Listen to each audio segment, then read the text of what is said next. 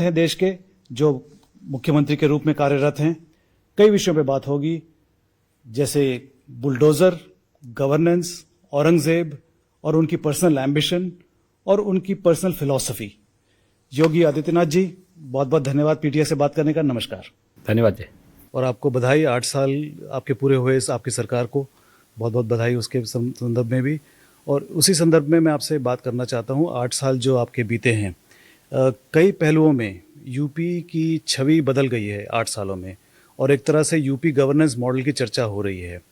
तो आगे चलकर जिस तरह से 2014 के चुनाव के पहले गुजरात मॉडल की चर्चा होती थी, उस तरह से अगले चुनाव में 2029 के चुनाव में क्या आप चाहेंगे कि UP model, UP governance model की बात हो? देखिए, उत्तर प्रदेश देश की आबादी का सबसे बड़ा राज्य है।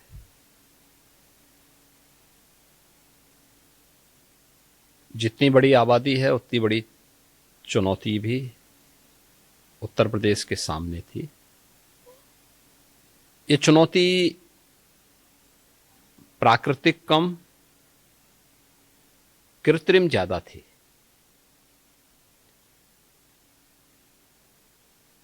जिन लोगों ने लंबे समय तक उत्तर प्रदेश पर शासन किया, ये कृत्रिम चुनौती उनके कारनामों की परिणति थी, जिसका परिणाम था कि प्रकृति और परमात्मा की असीम कृपा का प्रदेश हर एक क्षेत्र में पिछड़ता गया। चाहे वह गवर्नेंस का क्षेत्र रहा हो,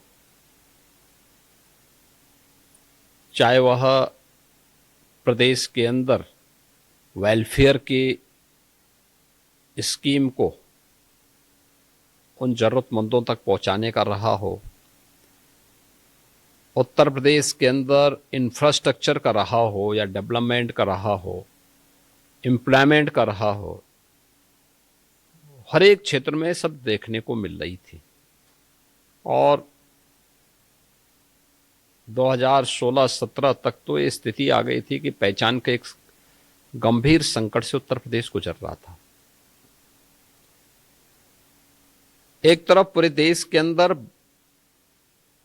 प्रधानमंत्री मोदी जी के 2014 में आगमन के बाद लोगों के मन में एक उत्साह था, उमंग था, लेकिन केंद्र में मोदी जी के नेतृत्व की सरकार जो भी लागू करती, राज्य के अंदर तत्कालीन सरकार उसको लागू ही नहीं होने देती थी। और अंततः 2017 के विधानसभा चुनाव में प्रधानमंत्री मोदी जी के आह्वान पर उत्तर प्रदेश की जनता जनार्दन ने ऐतिहासिक निर्णय लेकर के भारतीय जनता पार्टी नेतृत्व में एक पूर्ण बहुमत की सरकार दी। और आज परिणाम सबके सामने है। पिछले 8 वर्ष में जो काम 70 वर्षों में पिछली सरकारों ने नहीं किया या करने में विफल थे, इन 8 वर्षों में उसको प्राप्त करने में काफी हद तक हमें सफलता प्राप्त हुई। और खासतौर पर अगर आप देखेंगे अर्थव्यवस्था के क्षेत्र में, अगर आप देखें 1947 से 2017 तक इन 70 वर्षों में उत्तर प्रदेश की अर्थव्यवस्था ये 12 - 12.5 लाख करोड़ के आसपास झूल रही थी। और ये देश के अंदर 6ठी 7वीं अर्थव्यवस्था थी। आज इन 8 वर्षों में उत्तर प्रदेश की अर्थव्यवस्था 27.5 लाख करोड़ पार कर चुकी है और ये देश की नंबर 2 की अर्थव्यवस्था बनी है। मैं इसलिए भी कह रहा हूं कि जब ये देश आजाद हुआ था, उत्तर प्रदेश की per capita income national average के बराबर थी। आज 2016-17 में आते आते वो देश की प्रति व्यक्ति आय की तुलना में 1/3 रह गई थी। आज हम इसको दोगुने से अधिक बढ़ाने में सफल हुए हैं और मेरा अनुमान है कि बहुत शीघ्र उत्तर प्रदेश देश की नंबर 1 की अर्थव्यवस्था बनेगा और उत्तर प्रदेश की जो यहाँ की पर कैपिटा इनकम है वह नेशनल एवरेज के बराबर फिर आने में सफल होगी। और उस दिशा में जो प्रयास आज डबल इंजन सरकार ने उत्तर प्रदेश के अंदर किए हैं उसके परिणाम हम सबके सामने हैं। आपने कहा बहुत शीघ्र ये होने वाला है, कुछ टाइमलाइन देंगे कि कितने देखिए वर्षों में? हम लोगों ने एक टाइमलाइन तय की है और उस टाइमलाइन के अनुसार हम लोग अलग अलग सेक्टर पे जो काम कर रहे हैं हम लोग ये मानते हैं कि 2029-30 में उत्तर प्रदेश उसको अचीव करने में सफल होगा। आप धर्म के क्षेत्र में भी रहे हैं, अभी भी हैं, राजनीति में भी हैं। आप अपने आप को कहाँ सब बहुत सहज तरीके से अपने अपने आप को मानते हैं? देखिए हम लोग धर्म के पक्ष को उसे हम सीमित दायरे तक कैद करके रखते हैं और राजनीति को भी हम चंद मुट्ठी भर लोगों की कैद में रखते हैं। सारी समस्या वहीं से खड़ी होती है। राजनीति अगर स्वार्थ के लिए है तो वह समस्या देगी, राजनीति अगर परमार्थ के लिए है तो वह समाधान देगी। हमें तय करना होगा कि हमें समाधान का रास्ता अपनाना है या समस्या का रास्ता अपनाना है। और मुझे लगता है धर्म भी यही है। धर्म जब स्वार्थ के लिए होता है, आत्मकल्याण के लिए होता है, तो वह नई नई चुनौतियां देगा, नई नई समस्याएं देगा। और जब परमार्थ के लिए व्यक्ति अपने आप को होम करता है, अपने आप को समर्पित करता है, तो नए नए रास्ते सुझाएगा, वो प्रगति के नए रास्ते सुझाएगा। भारत की परंपरा में भारतीय मनीषा ने धर्म को स्वार्थ के साथ नहीं जोड़ा है। उसके दो हेतु बताए हैं कि सांसारिक जीवन में उत्कर्ष का मार्ग प्रशस्त करना, विकास के मार्ग को प्राथमिकता देना, और ये लौकिक जीवन में और पारलौकिक जीवन के लिए मोक्ष की परिकल्पना को साकार करने की दिशा में आगे बढ़ना। तो यहां तो दोनों का उद्देश्य ही सेवा का है। तो सेवा भाव के साथ आगे बढ़ना, मुझे लगता है वह एक राजनीति एक प्लेटफॉर्म है और उस सेवा भाव को आगे बढ़ाने के एक प्लेटफॉर्म के रूप में उसका उपयोग किया जा रहा है। और मुझे लगता है कि उसके परिणाम जब भी निष्काम कर्म की भगवान श्री कृष्ण की कर्मण्येवाधिकारस्ते मा फलेषु कदाचन के भाव से होगा तो उसके परिणाम भी अच्छे आएंगे। मैं इसमें थोड़ा सा आपसे बहस करना चाहता हूँ। हर मनुष्य का एक प्राथमिक भूमिका होती है। आप अभी सीएम की चेयर में बैठे हुए हैं, सीएम की कुर्सी में बैठे हुए हैं, तो आप राजनीति संभालते हैं, गवर्नेंस संभालते हैं। लेकिन जब आप हट के अपने आप को देखते हैं तो आपको लगता है कि आप धार्मिक व्यक्ति ज़्यादा हैं। आपकी प्राथमिक भूमिका क्या है? मैं एक नागरिक के रूप में काम करता हूँ, अपने को विशिष्ट नहीं मानता। और एक नागरिक के रूप में पहले मैं एक नागरिक हूँ, एक नागरिक के रूप में अपने संवैधानिक दायित्वों का पालन करते हुए मेरे लिए देश सर्वोपरि है। और देश अगर मेरा सुरक्षित है तो मेरा धर्म भी सुरक्षित है।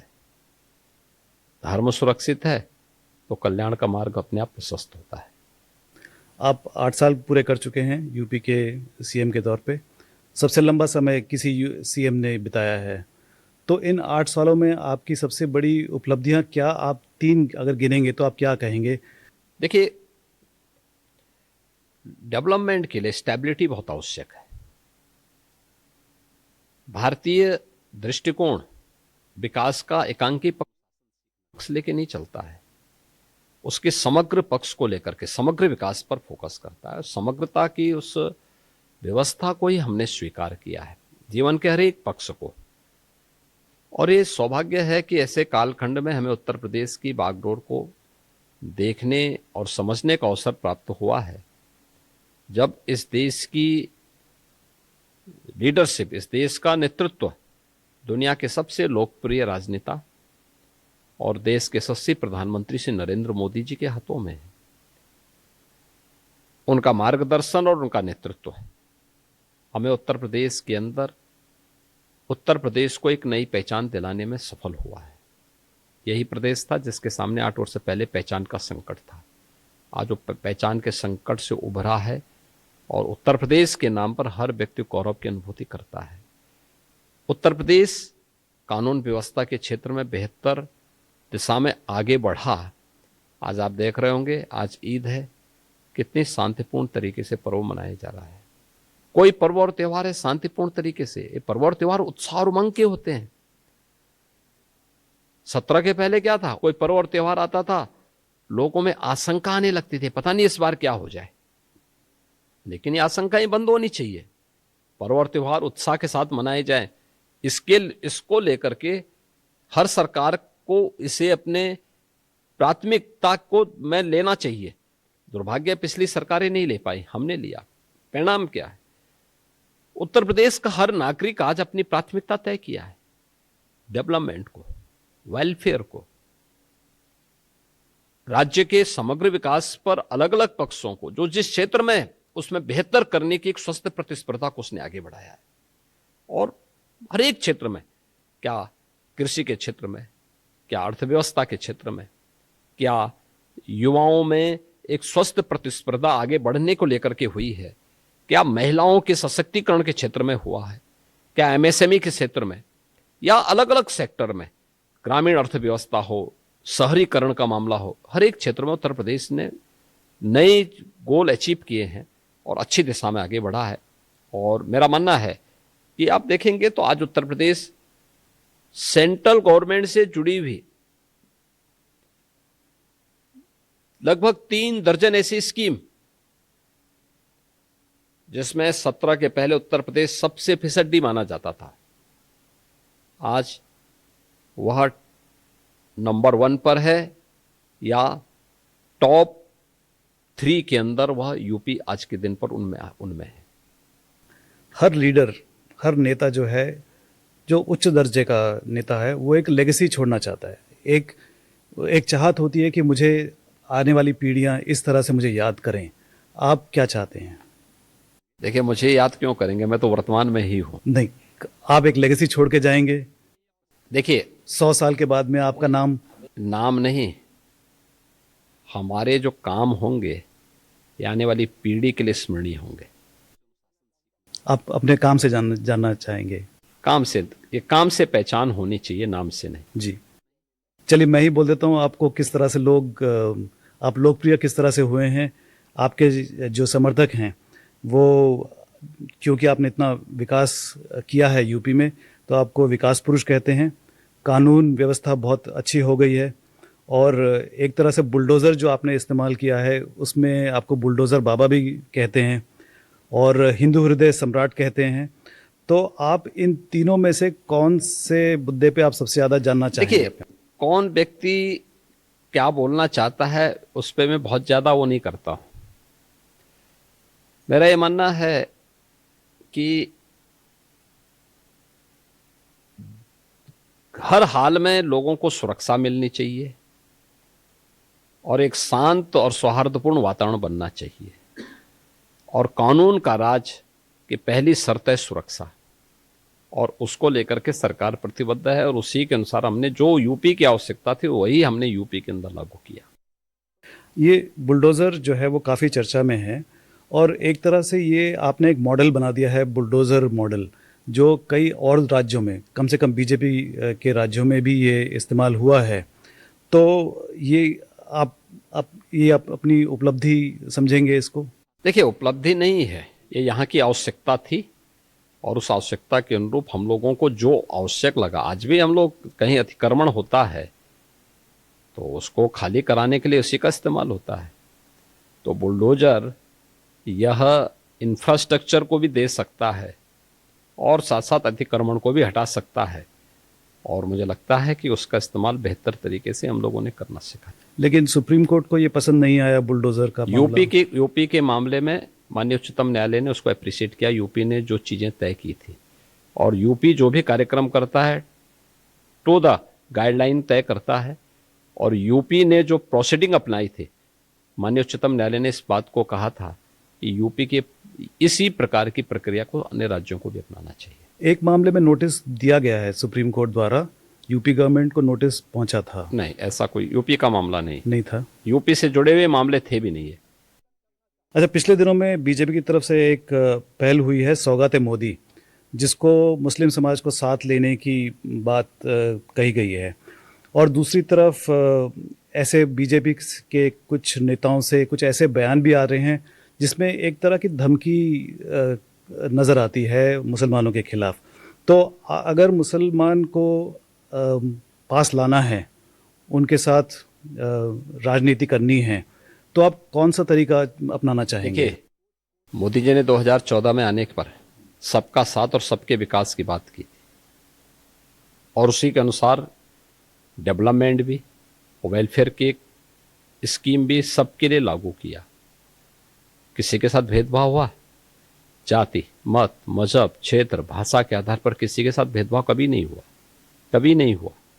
मेरा ये मानना है जितने भी 4 करोड़ लोगों को आवास मिले, 50 करोड़ लोगों को आयुष्मान भारत में 5 लाख रुपए की प्रतिवर्ष स्वास्थ्य बीमा का कवर मिल रहा है, 80 करोड़ लोग राशन की सुविधा का लाभ प्राप्त कर रहे हैं, देश के अंदर 12 करोड़ घरों में शौचालय बन गए, 10 करोड़ घरों में उज्ज्वला योजना के कनेक्शन चले गए, करोड़ों घरों में बिजली के निःशुल्क कनेक्शन बांटे गए, जीवन ज्योति बीमा योजना, जीवन सुरक्षा बीमा योजना और तमाम अन्य स्कीम में लोगों को तमाम प्रकार के लाभ मिले हैं। क्या किसी की जाति, मत, मजहब, क्षेत्र या भाषा पूछी गई? किसी के साथ नहीं पूछी गई। और इसमें लाभान्वित होने वाली जो सर्वाधिक संख्या वो मुसलमानों की है। तो भेदभाव कहां हुआ है? कहां से भेदभाव हुआ है? देखो, इस सोच का नजरिया है। स्कीम कौन तक पहुंचाया जा रहा है बिना भेदभाव के? हमने तो किसी की जाति नहीं देखी। उत्तर प्रदेश के अंदर 20% मुसलमान है। इन सभी वेलफेयर स्कीम में उन्होंने 35 से 40% उसका लाभ प्राप्त किया है। तो रोका तो नहीं गया किसी का, उसका चेहरा देख के तो योजना का लाभ नहीं दिया गया।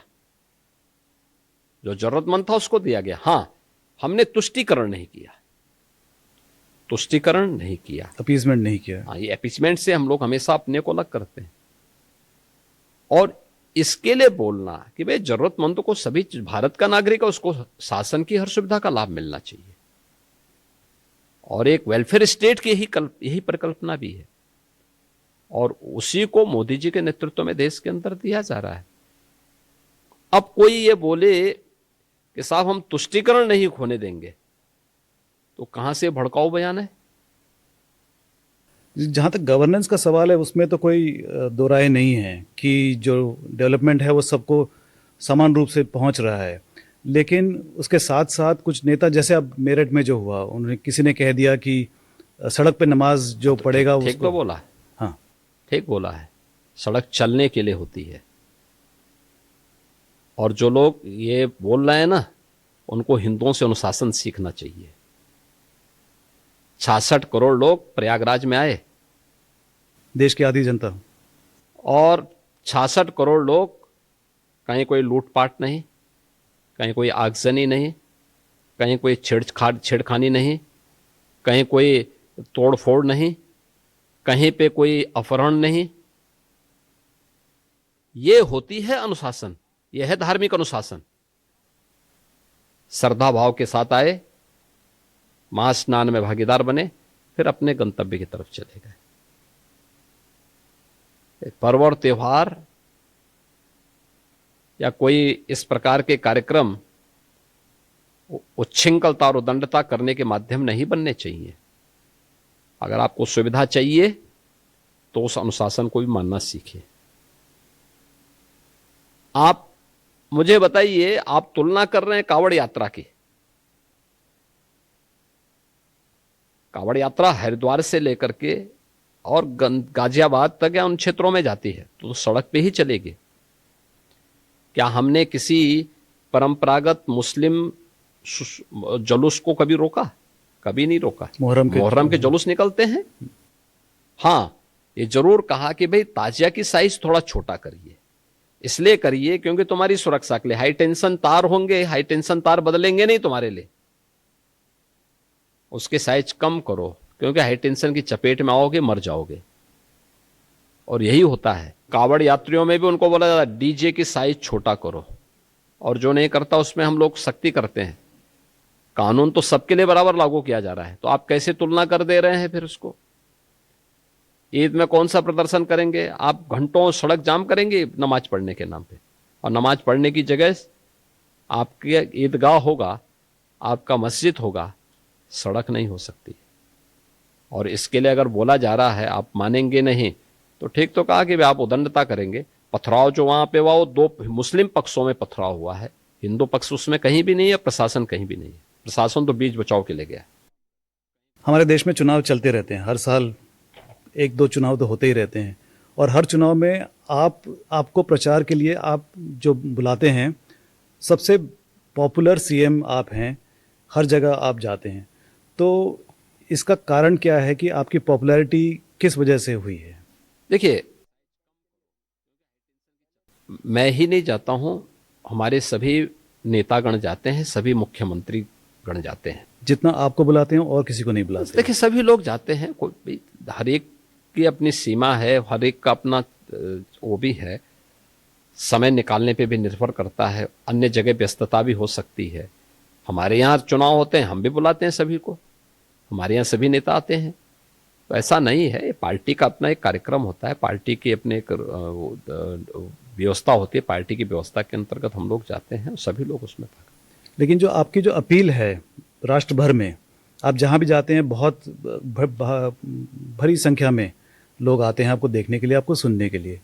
ये आप योगी हैं इसीलिए आते हैं या कुछ और कारण हो सकता है? नहीं, हो सकता है कि उत्तर प्रदेश में 17 के पहले जिन लोगों ने जो अनुभव किया होगा, 17 के बाद उनको ज्यादा परिवर्तन नजर आ रहा होगा, तो इसलिए इसको भी देखने के लिए एक उत्साह है। क्योंकि उत्तर प्रदेश में तो देश भर के श्रद्धालु आते हैं, देश भर के नागरिक आते हैं, तो इस परिवर्तन के नाते ही बुलाते होंगे। तो जब आप हैदराबाद जाते हैं तो हैदराबाद के लोग देखना चाहते हैं कि उत्तर प्रदेश में जितना विकास हुआ वो किसने किया, क्यों नहीं, कैसा लगता है वो क्यों आदमी? नहीं होना चाहिए, एकदम होना चाहिए। आरएसएस की पृष्ठभूमि नहीं रखते, लेकिन अब बताया जा रहा है कि आप आरएसएस के चहेते बन गए हैं या आरएसएस आपको बहुत पसंद करने लगी है, इसका कारण क्या है? देखिए, राष्ट्रीय स्वयंसेवक संघ दुनिया का सबसे बड़ा सांस्कृतिक संगठन है और स्वयंसेवी संगठनों के लिए एक मॉडल भी है। राष्ट्रनिष्ठा कैसे होती है ये देखना हो तो राष्ट्रीय स्वयंसेवक संघ के स्वयंसेवकों से लोग सीखें। और राष्ट्रनिष्ठा का बिना किसी सरकार के सहयोग के या सरकारी सहयोग की अपेक्षा के अनवरत चलने वाली उस प्रक्रिया का हिस्सा है, और 100 वर्षों से निरंतर एक संगठन इस पे लगा हुआ है। लाखों स्वयंसेवक इस अभियान के साथ जुड़े हुए हैं। तो ये तो अद्भुत उदाहरण है दुनिया के अंदर, दुनिया को सीखना चाहिए।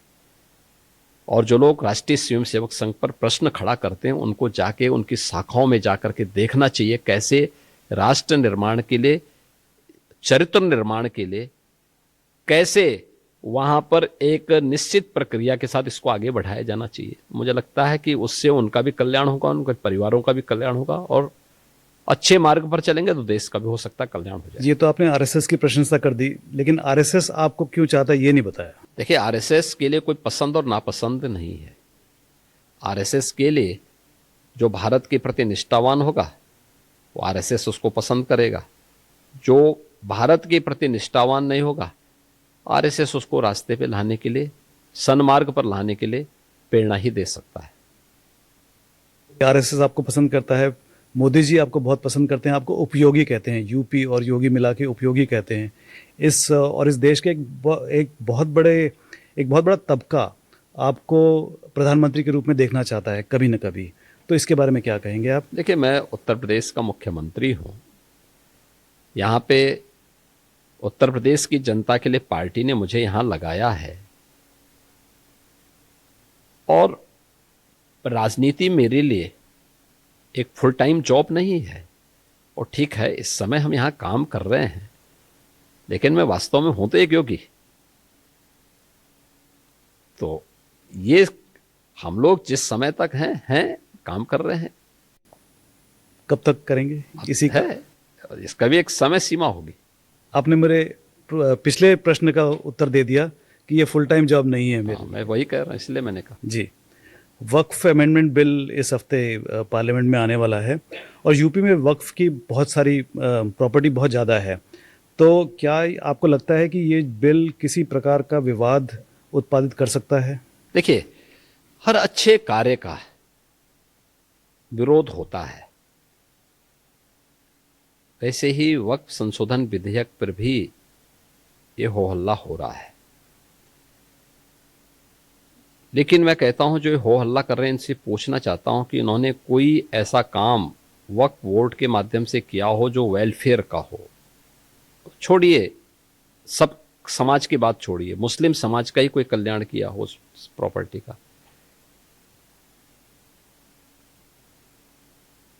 ये व्यक्तिगत स्वार्थ का एक अड्डे बने हुए हैं। चंद लोगों के लिए लूट खसोट के अड्डे बने हुए हैं। किसी भी सरकारी प्रॉपर्टी पर जबरन काबिज करने का एक माध्यम बना हुआ है। और रिफॉर्म इस समय की मांग है। हर रिफॉर्म का विरोध होता है, लेकिन देश काल और परिस्थिति के अनुसार हमें उस प्रकार के रिफॉर्म के लिए तैयार होना चाहिए। और मुझे लगता है कि इसका लाभ मुस्लिम समाज को भी होगा, और जिसके कारण बहुत बार कानून व्यवस्था के संकट खड़ा होता है, उससे भी लोगों को मुक्ति मिलेगी। तो आपको ये लगता है कि मुस्लिम समाज किसी तरह से अपने ही उसमें जकड़ा हुआ है कि उसके अपने लोग समाज को आगे बढ़ने की अनुमति नहीं दे रहे हैं? कहते हैं ना, ये आप हिंदू मठ मंदिर को देखते होंगे, देख रहे हैं, अपने जो भी सीमित साधन है उससे वह हर प्रकार के वेलफेयर के काम को करता है। साधन सीमित हैं, गवर्नमेंट के सपोर्ट बहुत कम सपोर्ट, ना के बराबर सपोर्ट है, लेकिन वह स्कूल भी चलाता है, गौशाला भी चलाता है, संस्कृत पाठशाला भी चलाता है, यज्ञशाला भी चलाता है, अन्नपूर्णा यानी अन्न क्षेत्र भी चलाता है, मेडिकल कॉलेजेस भी चलाते हैं, वहाँ पे हॉस्पिटल भी चलाते हैं, और भी अन्य तमाम अच्छे इंस्टीट्यूशंस संचालित करते हैं। गरीब बच्चों के लिए स्कॉलरशिप देते हैं, उन्हें हर प्रकार की सुविधाएं देते हैं। किसी वक्फ बोर्ड ने कभी ऐसा काम किया है क्या? जबकि हिंदू धर्मस्थलों की तुलना में इनके पास जो प्रॉपर्टी है वो कई गुना ज्यादा है, कई गुना ज्यादा है। और जिस प्रॉपर्टी को ये कह देंगे कि वक्फ की प्रॉपर्टी, वो उनकी मान ली जाती थी। ये कहां का न्याय है जी? आप जबरन उनको जो है एक आपने विशेषाधिकार दे दिया उन लोगों को। तो ये प्रिविलेज कंट्रोल होना चाहिए, ये बंद होना चाहिए किसी प्रॉपर्टी पे कब्जा करने की प्रवृत्ति, और हिसाब किताब होना चाहिए, ऑडिट होना चाहिए। उस पैसे का उपयोग कहां हुआ है, कितने वेलफेयर के काम हुए हैं। आप छोड़िए और समाज की, मुस्लिम समाज में क्या किया है कुछ करके बताओ ना। अगर उसके लिए कोई रिफॉर्म होता है तो स्वागत होना चाहिए उसके लिए। तो एक कैंपेन होना चाहिए सरकार की तरफ से मुस्लिम समुदाय में, समाज में, कि उनको जागरूक किया जाए कि वक्फ इस तरह का नाजायज फायदा उठा रहा है। देखिए, तो उनको भी देखना चाहिए कि उनके नाम पर कौन लूट खसोट कर रहे हैं इस प्रॉपर्टी पे। और मुझे लगता है देखेंगे, गवर्नमेंट तो अवेयरनेस पैदा कर ही रही है और करती भी है। महाकुंभ संपन्न हुआ, बहुत शानदार रहा, और सरकारी आंकड़े बताते हैं कि 66 करोड़ लोग श्रद्धालुओं ने स्नान किया, जो कि देश की आबादी का आधा है करीब।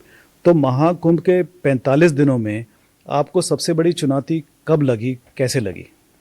देखिए, हर अच्छा कार्य सकुशल संपन्न होना एक चुनौती होती है, लेकिन उस चुनौती को चुनौती न मान करके अगर हम उसके पार्ट बन जाते हैं तो वह हमें स्वयं आगे बढ़ाने में मदद करती है। महाकुंभ के बारे में देश और दुनिया में जो आकर्षण बढ़ा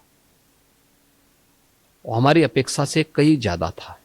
हम ये मानते थे कि 40 करोड़ तक श्रद्धालु वहां पहुंचेंगे, क्योंकि 2019 में प्रयागराज कुंभ के साथ जुड़ने का हमें अवसर प्राप्त हुआ था और उस समय लगभग 24 करोड़ श्रद्धालु वहां आए थे।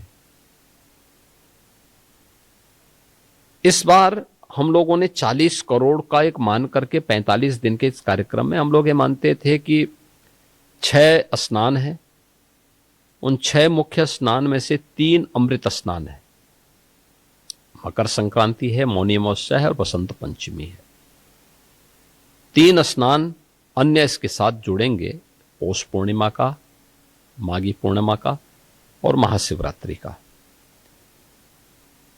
3 अमृत स्नान में जो संख्या होगी, यह मेरा अनुमान था कि 3 से 5 करोड़ के बीच में प्रतिदिन होगी। जैसे मैं मानता था मकर संक्रांति के अवसर पे 3 करोड़ के आसपास श्रद्धालु आएंगे, 3.5 के आसपास आए थे। मौनी अमावस्या पे मैं मानता था 5 करोड़ श्रद्धालु आएंगे, लेकिन मौनी अमावस्या 29 जनवरी को पड़ी तो 28, 29, 30 इन 3 दिनों में, यानी मौनी अमावस्या 2 दिन गई थी, 28 की सायंकाल से लेकर के और 29 की सायंकाल तक चला।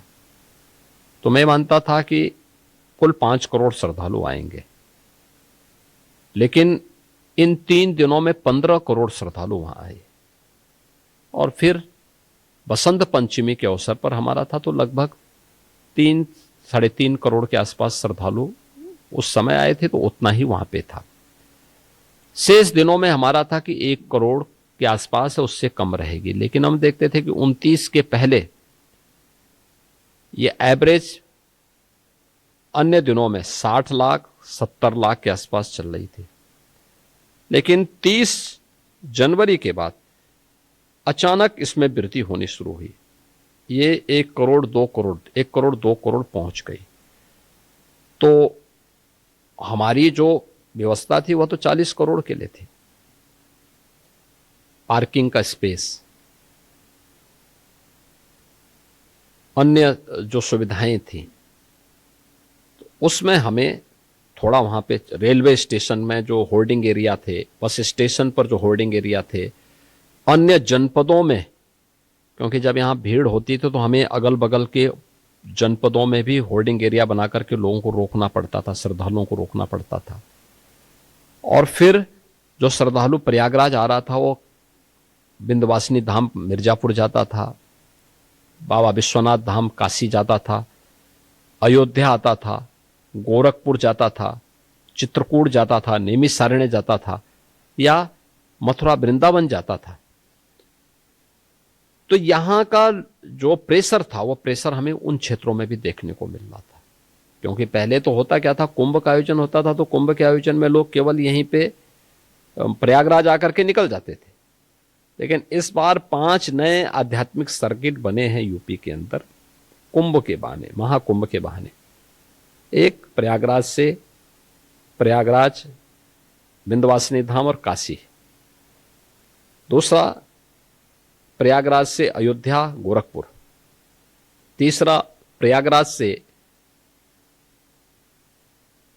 महर्षि वाल्मीकि की साधना स्थली लालापुर, संत तुलसीदास जी की जन्मस्थली राजापुर और चित्रकूट का।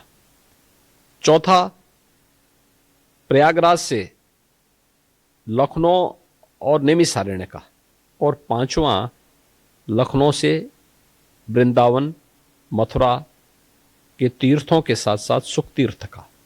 ये सभी जगह श्रद्धालुओं के पार भीड़ थी, तो उन सब के लिए व्यवस्था वहां भी देखना, उसी प्रकार की सुविधाएं वहां उपलब्ध करवाना। दूसरा है जो प्रधानमंत्री जी ने हम लोगों के सामने टारगेट दिया था कि कुंभ दिव्य और भव्य बनाने के लिए आवश्यक है कि स्वच्छता और सुरक्षा के साथ साथ हमें उसको डिजिटल फॉर्म में भी लाना होगा। जैसे दिव्य और भव्य बनाने के लिए स्वच्छता पे ध्यान देना होगा, इसके लिए प्रशिक्षण, सिंगल यूज प्लास्टिक का यूज ना होने पाए इसके लिए अवेयरनेस के प्रोग्राम, सुरक्षा के लिए केवल पुलिस को लगना है रूटीन ड्यूटी नहीं करनी, उसके बिहेवियर में चेंज हो। ये कैसे होगा, इसके लिए प्रशिक्षण देना होगा। प्रयागराज आने वाले सभी श्रद्धालुओं की मैपिंग हो सके, फेस रिकॉग्निशन के माध्यम से आप एक एक को हेड काउंट कर सकें, किसी भी ऐसी घटना को जो सुरक्षा में सेंध लगा सके, लगाने की फिराक में हो, उसको चिन्हित कर सकें। टेक्नोलॉजी का उपयोग करके, एआई का इस्तेमाल करते कैसे कर सकते हैं, इसके लिए काम करना। तो इन चीजों को पहली बार कुंभ में इस्तेमाल किया गया, महाकुंभ के आयोजन में इसका इस्तेमाल किया गया और परिणाम सबके सामने है। एक एक हेड को काउंट करने की हमारे पास तकनीक आई जो इससे पहले कम हुआ करती थी। स्वच्छ कुंभ देखने को मिला, जो भी आया उसने कुंभ में स्वच्छता की और पुलिस के व्यवहार की तारीफ की। डिजिटल प्लेटफॉर्म पर सारी चीजें होने के नाते 60,000 से अधिक श्रद्धालुओं को जो भूले भटके थे, अपने परिवारजनों से बिछड़ गए थे, उनके घरों तक, घर वालों तक पहुंचाने में मदद भी मिली। तो ये सारी चीजें देखने को मिली और मेरा मानना है कि अच्छे कार्य में चुनौती तो आएंगी, लेकिन जब चुनौती का फेस करके हम आगे बढ़ते हैं तभी सफलता का मजा भी। एक चुनौती बहुत बड़ी आई थी जब जो हादसा हुआ था, जो भगदड़ का हादसा हुआ था, तब आपको लगा कि ये क्या हो गया, ये तो देखिए वह दुखद घटना थी, लेकिन श्रद्धालु जनों ने, पब्लिक ने पूरा सपोर्ट किया। आपने देखा होगा रात्रि को घटना घटित होती है 28-29 की रात्रि को।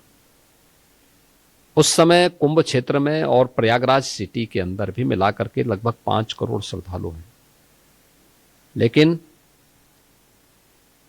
15 मिनट के अंदर घटना घटित होती है। लेकिन ग्रीन कॉरिडोर बनाने से लेकर के घायल लोगों को हॉस्पिटल पहुंचाने में पब्लिक ने बड़ा सपोर्ट किया। अक्सर होता है जब कोई घटना घटित होती है तो लोग उत्तेजित होते हैं, तोड़फोड़ करते हैं, नहीं, उसके विपरीत सभी ने बहुत अच्छे सहयोग से उन्हें हॉस्पिटलाइज पहुंचाया। फिर हॉस्पिटल में जो घायल थे मैं उनसे मिलने के लिए गया था। मैं भौचक था कि उन लोगों ने जो मुझे वहां वो लोग कहते थे कि साहब इसमें सरकार की कोई गलती नहीं है, तो जो है हम लोग स्नान करके लेटे हुए थे। अच्छा, हमें पुलिस ने 1-2 बार उठाया भी, लेकिन फिर हम इस मोह में कि साहब अभी जब अखाड़े जाएंगे 4 बजे से स्नान करने के लिए तो उनके साथ अखाड़े के साथ हम भाग ले लेंगे, उसमें हम लोग इस धोखे में, इसकी चपेट में आ गए। लेकिन इसमें आप किसी के खिलाफ कार्रवाई मत करना। अरे हमने कहा देखो पहले जांच होने दीजिए, आप पहले स्वस्थ होइए। खैर मुझे ये लगा कि भाई दुखद मौत 29 लोगों की हुई, लेकिन बाकी शेष जो लोग घायल थे उन सब को सकुशल उनके घरों तक, उनके परिवारजनों तक पहुंचाने में। विपक्ष का कहना है कि 30 जो है वो बहुत कम है और कोई साजिश है कि नंबर को आपने सप्रेस किया है। विपक्ष को तो हर एक चीज में देखिए, विपक्ष तो जब हम महाकुंभ के कार्यक्रम को आयोजित कर रहे थे तब भी वह आरोप लगाता था, जैसे कि इतना विस्तार देने की आवश्यकता क्यों है। आप मुझे बताइए, अगर विस्तार नहीं देते क्या इतना बड़ा आयोजन हो पाता। फिर हमने जब पेंटून ब्रिज लगाए, 30 पेंटून ब्रिज बनाए। आप याद करिए 2013 में जब कुंभ का आयोजन था, समाजवादी पार्टी की सरकार थी, उन्होंने कुल मुझे लगता है कि 12 से 15 पेंटून ब्रिज लगाए थे। कोई भी उन्होंने वहां पे अस्थाई घाट नहीं बनाया था, कोई कॉरिडोर नहीं बनाए थे, कोई भी ऐसी सुविधा नहीं दी थी जिससे श्रद्धालु जनों को स्वच्छता के बारे में या वहां की सुरक्षा के बारे में बेहतर अनुभव लेकर के जाएं। अविरल और निर्मल गंगा मिले, इसके लिए भी कोई इंतजाम सरकार ने नहीं किया था। पहली बार इन सब का आनंद लोगों ने लिया, तब भी ये लोग उंगली उठा रहे थे। और इनकी मानसिकता उसी से समझी जा सकती थी कि ये मानते थे कि सैकड़ों में मौतें हों, क्योंकि इनके समय में मौतें उसी प्रकार से होती थी, उसी प्रकार से होती थी। याद करिए 1954 को लगभग 1000 मौतें हुई थी। याद करिए 74 के कुंभ को सैकड़ों में मौतें हुई थी। 86 में सैकड़ों मौतें हुई थी। तो ये लोग उसकी पुनरावृत्ति चाहते थे, लेकिन सरकार के इंतजाम और पब्लिक का सपोर्ट सभी को सुरक्षित हॉस्पिटल पहुंचाने में मदद करता है। और उन्हें कुछ लोगों की दुखद मौत हुई, शेष लोग सुरक्षित उनके परिवारजनों को सौंपे गए। एक प्रश्न है योगी जी, पिछले चुनाव के लोकसभा जो चुनाव हुए उसमें ये कहा गया कि कैंडिडेट्स के चयन में आपकी सलाह नहीं ली गई और उसकी वजह से राजपूत नाराज़ हो गए और बीजेपी की जो संख्या जो है वो कम हो गई। क्या इसमें कोई सच्चाई है और क्या आपके कोई मतभेद हैं केंद्रीय लीडर्स के साथ? देखिए, मतभेद होने की बात ही कहां से आ जाती है। मैं आखिर यहां पे पार्टी की कारण ही बैठा हूं ना। एक, अगर केंद्रीय नेताओं के साथ मतभेद करके क्या मैं यहां बैठा रह सकता हूं? एक, दूसरी बात है टिकट का वितरण, यह पार्टी का पार्लियामेंट्री बोर्ड करता है और पार्लियामेंट्री बोर्ड में सब पे चर्चा, सबके विषय में चर्चा होती है, बाकायदा स्क्रीनिंग के माध्यम से वहां पहुंचती है बातें। तो बोलने के लिए कोई कुछ भी बोल सकता है, किसी का मुंह आप बंद थोड़े कर सकते हैं। जब आपको मुख्यमंत्री चुना गया 8 साल पहले, तो आपने बयान दिया था कि आप जो भी हैं, आप जो इस पद पर पहुंचे हैं वो मोदी जी और जो केंद्रीय जो नेता हैं उनकी वजह से आप पहुंचे हैं, उनके हाथ पकड़ के उन्होंने सब कुछ आपको सिखाया, राजनीति सिखाई और तब जाके यहाँ पे पहुंचे हैं। तो अब 8 साल के बाद आपको इतना एक्सपीरियंस है और इतना आपने कामयाबी हासिल की है, तो आप अपना रिश्ता किस तरह देखते हैं मोदी जी के साथ, अमित शाह जी के साथ और बाकी केंद्रीय नड्डा जी के साथ? जो 8 साल थे पहले थे वही रिश्ते आज भी हमारे लीडर हैं वो, और लीडर के रूप में हम लोग आज भी उनको वही सम्मान देते हैं। जी, ये आप कहते हैं कि यूपी में 80-20 की लड़ाई है, इसका क्या मतलब है? 80-20 की लड़ाई, ये वही लड़ाई है जो अभी हाल ही में उपचुनाव के माध्यम से परिणाम आए हैं। 2017 में जो परिणाम आए थे, 2022 में जो परिणाम आए थे। तो हम तो यही मानेंगे कि 80 जो है वो हिंदू हैं और 20 जो है मुसलमान हैं। 80% वे हैं जो भारतीय जनता पार्टी और उसके एजेंडे को पसंद करते हैं। 20% से कम में वे हैं जो विकास की नहीं, स्वार्थ की राजनीति को प्राथमिकता देते हैं। और मुझे लगता है कि उनके लिए मुझे अभी यानी जनता उनको पहले साइड कर चुकी है। लेकिन जो 80 जो हैं वो भी बटे हुए हैं, कोई बटा नहीं है, कास्ट के बेसिस पे बटे हैं। देखिए, ये आपकी सोच हो सकती है, लेकिन यूपी के अंदर अभी बाई इलेक्शन हुए थे 10, और 10 के 10 इलेक्शन में से 8 बीजेपी जीती है और 2 समाजवादी पार्टी जीती है। तो मैंने पहले कहा ना 80-20 की लड़ाई है। अब इससे ज्यादा उदाहरण क्या आपको दे सकते? लेकिन उसी उसमें आपने ये भी कहा था कि बटेंगे तो कटेंगे। तो और वो महाराष्ट्र में कटेंगे में नहीं, देखिए बटेंगे कटेंगे इस परिप्रेक्ष्य में था कि इतिहास केवल अध्ययन का विषय नहीं होता है। इतिहास की हर एक घटना हमारे लिए एक प्रेरणा भी होनी चाहिए और एक सबक भी होना चाहिए। बीजेपी के नए अध्यक्ष बनने वाले हैं, आप क्या चाहेंगे कि यूपी से बने? देखिए, ये हमेशा यूपी के रहे राजनीति। भारतीय जनता पार्टी का अपना एक संगठनात्मक ढांचा है और उसकी अपनी एक प्रक्रिया है। उस प्रक्रिया के तहत अध्यक्ष का चुनाव होगा और उस दिशा में वो चीज़ें आगे बढ़ रही हैं। उसमें किसी व्यक्ति को हस्तक्षेप करने के लिए कोई स्पेस नहीं है। एक, और ये उत्तर प्रदेश का सौभाग्य है कि प्रधानमंत्री मोदी जी भी उत्तर प्रदेश से ही देश की संसद में प्रतिनिधित्व करते हैं। जी, एक कांग्रेस के ऊपर सवाल है। एक टाइम था जब कांग्रेस का गढ़ था, उत्तर प्रदेश जो है कांग्रेस का गढ़ था। अब कांग्रेस जो है छोटे भाई के रूप में देखा जाता है। तो क्या आपको लगता है कि कांग्रेस कभी अपनी सपोर्ट बेस वापस ला पाएगी? देखिए, कांग्रेस जिस रास्ते पे जा चुकी है, मुझे नहीं लगता है कि उसके सामने अब कोई आगे पनपने या बढ़ने की कोई संभावना बची हुई है। अपने मूल से जब कोई भटक जाता है, अपने मूल्यों से जब कोई भटक जाता है, तो उसके सामने अस्तित्व का संकट खड़ा होता है। और वह सबसे बड़ा उदाहरण कांग्रेस आपके सामने है। याद करिए, देश की आजादी की लड़ाई के दौरान कांग्रेस भारत की आत्मा के रूप में देश की जनता ने उसको उस समय माना, और स्वतंत्र भारत में इन्होंने खिलवाड़ करना शुरू किया। बाबा साहब भीमराव अंबेडकर के द्वारा बनाए गए संविधान में पहला संशोधन इन्होंने पहले तो मीडिया का गला घोंटने को लेकर के किया, फिर कश्मीर में धारा 370 को जबरन घुसेड़ करके किया, फिर लगातार देश के अंदर ऐसे कार्य करते रहे। और 1976 आते आते श्रीमती इंदिरा गांधी जी ने तो संविधान का गला ही घोंटने का काम करने का किया था। ये लगातार कांग्रेस आज उस दिशा में गई। इसने मुद्दों के समाधान के बजाय समस्याएं देश को ज्यादा दी। जैसे मोदी जी आए, अयोध्या में राम जन्मभूमि की समस्या का समाधान हो गया। ये काम 1950 में भी हो सकता था, 1952 में भी हो सकता था, उसके आगे की सरकारों में भी हो सकता था। ध्यान नहीं दिया गया, क्योंकि भारत की आस्था को इन्हें कोई चिंता नहीं थी। 3 तलाक की कुप्रथा पर पहले भी रोक लग सकती थी, ये मोदी जी ने किया।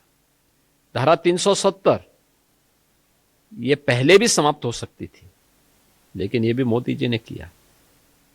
तो जब कांग्रेस अपने मुद्दों से ही भटक चुकी है, अपने मूल से ही उसका संबंध विच्छेद हो चुका है, तो पब्लिक क्यों सपोर्ट करेगी कांग्रेस को? तो जो कांग्रेस का जो पतन हो रहा है, इसमें राहुल गांधी का कितना बड़ा हाथ होगा? मैं क्या कह रहा हूं, राहुल गांधी भी हैं, कांग्रेस के वे लोग भी हैं जो कांग्रेस की नीतियों को तय करते हैं और कांग्रेस का एजेंडा सेट करते हैं। आपको लगता है कि हिंदी को पूरे देश की एक भाषा बनाना चाहिए, राष्ट्रभाषा बननी चाहिए हिंदी? देखिए, भारत हिंदी को सम्मान मिलना चाहिए, ये हमारी इच्छा भी है और पूरे देशवासियों की भी इच्छा होती है। लेकिन भारत ने त्रिभाषा सूत्र को स्वीकार किया है, और त्रिभाषा सूत्र ही देश के अंदर जो रीजनल लैंग्वेज है उसको भी सम्मान मिलना चाहिए। और हर एक भाषा की अपनी विशेषता है, उसकी विशिष्टता भी है, और नेशनल इंटीग्रिटी का ही आधार बनती है। उसकी अपनी लोक परंपराएं हैं, लोक कथाएं हैं, लोक गाथाएं हैं। उसमें बहुत सारी ऐसी विधाएं आपको मिल जाएंगी जो देश की विविधता को और मजबूती प्रदान करेगी। तो मुझे लगता है कि चीजें, और उसका सबसे अच्छा उदाहरण प्रधानमंत्री जी ने काशी में काशी तमिल संगमम के माध्यम से किया, जहां पे देखिए संस्कृत और तमिल 2 भारत की सबसे प्राचीनतम भाषाएं हैं, और उसका कितना अद्भुत कार्यक्रम होता है काशी में। उसका 3रा संस्करण अभी हाल ही में संपन्न हुआ है, और जो भी आता है अद्भुत होता है यहाँ आकर के देख करके। लेकिन जो अगर आप किसी तमिल से पूछें, तमिल भाषी से पूछें या तेलुगु भाषी से पूछें, तो वो कहते हैं कि हिंदी ही क्यों नेशनल इंटीग्रेशन का लैंग्वेज बन सकता है, दूसरा कोई लैंग्वेज क्यों नहीं बन सकता, दूसरी भाषा क्यों नहीं बन सकती? नहीं, सभी बन सकती हैं, क्यों नहीं बन सकती? तमिल भी बन सकती है, तेलुगु भी बन सकती है, मलयालम भी बन सकती है, कन्नड़ भी बन सकती है, बंगाली भी बन सकती है, मराठी भी बन सकती है, और सभी बन रही हैं। हाँ, तो हम हिंदी पर इतना क्यों जोर दे रहे हैं? ये सभी हिंदी पे जोर नहीं दिया जा रहा है, एक राजभाषा के रूप में उसके उपयोग के लिए। और मैं तो कहता हूं भाई, यूपी में हम लोग तो तमिल भी पढ़ा रहे हैं, तेलुगु भी पढ़ा रहे हैं, मलयालम भी पढ़ा रहे हैं, कन्नड़ भी पढ़ा रहे हैं, बंगाली भी पढ़ा रहे हैं, मराठी भी पढ़ा रहे हैं। तो यूपी क्या उससे छोटा हो गया क्या? यूपी में रोजगार के नए अवसर खुल रहे हैं, नए लोगों को रोज जॉब क्रिएट हो रहे हैं। जो लोग अपने संकीर्ण राजनीतिक स्वार्थों के नाते ये भाषा विवाद खड़ा कर रहे हैं, उनकी राजनीतिक उल्लू सीधा तो हो सकता है, लेकिन युवाओं के एम्प्लॉयमेंट में वो एक प्रकार का प्रहार कर रहे हैं। आपका इशारा स्टालिन की तरफ है? कोई भी हो, वही कर रहे हैं और यही कारण है कि वे राज्य धीरे धीरे करके पिछड़ते जा रहे हैं। लेकिन उनका स्टालिन का ये भी, उन्होंने धमकी भी दी है कि वो आंदोलन करेंगे अगर ये ऐसा चलता रहा, तो इससे तो देश देखो, टूटेगा। उनके पास कोई मुद्दा दूसरा तो है नहीं, उनके पास कोई दूसरा मुद्दा तो है नहीं। इसी प्रकार की भावनाओं को भड़का करके ये लोग अपने राजनीतिक उल्लू को सीधा करते हैं। एक सवाल है इतिहास पे और राजनीति पे भी। आजकल राजनीति में इतिहास के बहुत चर्चे हो रहे हैं, जैसे औरंगजेब का जो कब्र है, राणा सांगा, जो उनको मरे हुए कई साल हो गए हैं, तो इसको आप कैसे देखते हैं? क्या ये होना चाहिए? देखिए, आक्रांताओं का महिमामंडन बंद होना चाहिए और राष्ट्र नायकों का सम्मान हर हाल में होना चाहिए। राष्ट्र नायकों का सम्मान, राष्ट्र नायकों का गुणगान, ये राष्ट्र की प्रेरणा होती है। और आक्रांताओं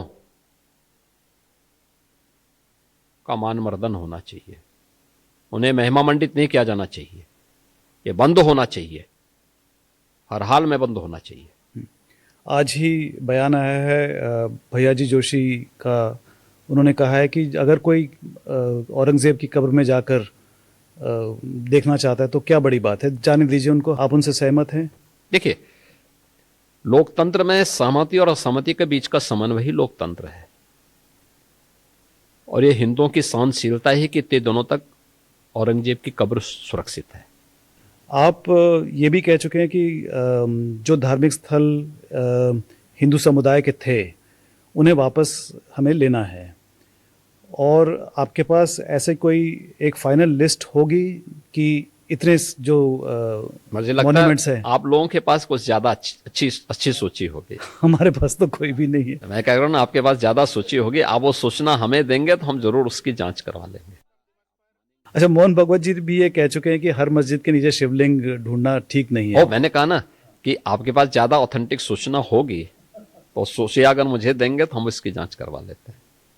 अच्छा, बिहार में चुनाव आने वाले हैं और आप इसको किस तरह से देखते हैं कि नीतीश कुमार को लेकर कई सवाल भी उठ रहे हैं, तो किस तरह का ट्रेंड होगा?